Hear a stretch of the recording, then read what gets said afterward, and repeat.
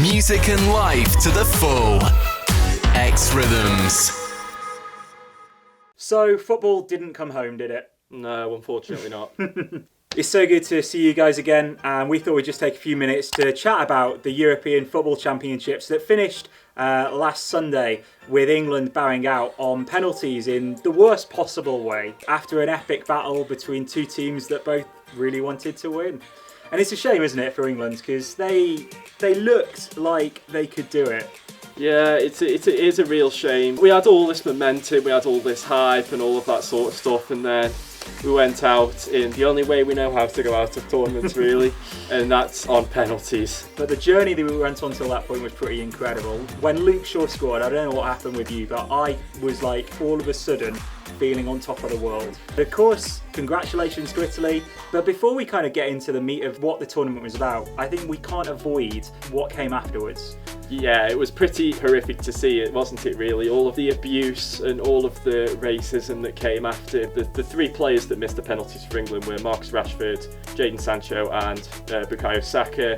And unfortunately, they were just subjected to a massive wave of abuse afterwards. I just think it really mars what otherwise was a fantastic tournament, and it was an occasion that brought everyone together. Everyone in England was wishing England to win. Exactly. Everyone got behind a common cause, and yet what happened in the aftermath? As soon as things weren't quite as perfect as they were, racism began to rear its ugly head once again. Many of you know that I'm a Christian, and for me, racism is one of those things that I guess just has never been part of my vocabulary, because I grew up knowing to love all people. And I think the Archbishop of Canterbury, Justin Welby, actually had some really wise words on how we as a country can move forwards from this. He said this England team are an example, a gift and a reflection of what's best about this country. Rashford, Sancho and Saka showed incredible courage in stepping up to take penalties, and it's those who are racially abusing them who are showing the opposite of everything that the England players stood for, and they must be held accountable. So who's been your players of the tournament then? For goalkeeper, I've got to say Jordan Pickford. Well, he won the Golden Glove, I think. He kept the most clean sheets in the tournament. He only conceded 2 goals throughout the whole tournament. Amazing. For defender, that's a tough one, because the whole Italian defence in the final especially was really, really good. But if I was to single out one defender from that game and just the tournament in general, it's got to be Chiellini, hasn't it? He's the stalwart of that defence. He's the old guard. He's the captain. He just put in a fantastic shift. In terms of midfield, Robin Gosens, even though Germany didn't get very far, of course, England beat them. Germany were in the so-called group of death with France and Portugal and Hungary. He was the best player in that group for me, especially.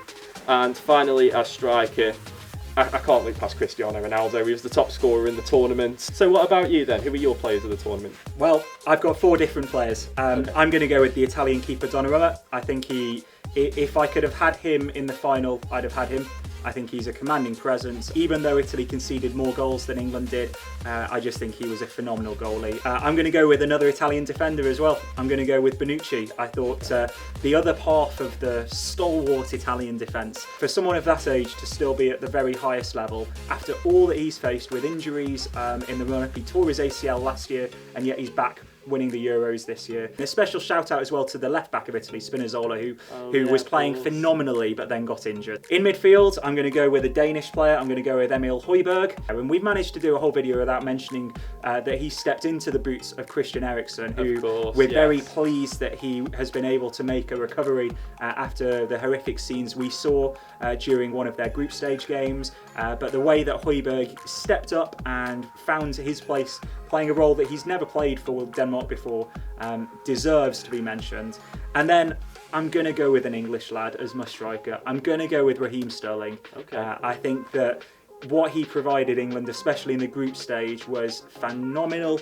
And the way that as the tournament went on, he kept on producing game after game. It was a phenomenal tournament, wasn't it? It was full of so much action, so many games had so much meaning, the way that all of the games happened, and it was amazing to see all the fans back, because that turned it from being otherwise a really kind of sanitised tournament being the spectacle it was, it's just been amazing. Yeah, because of course they could have just pressed on and done it last year Yeah. like they should have done and done it with no fans, but of course they waited and eventually we were allowed fans back into the stadium. It's been amazing, and you know what? We've only got 4 weeks until the Premier League starts. Exactly, yes. Bring it on. That's our thoughts on Euro 2020. Let us know if you have other thoughts or you want to let us know about something that we've forgotten to talk about. We'd love to hear about it. But until next time, see you soon. Bye.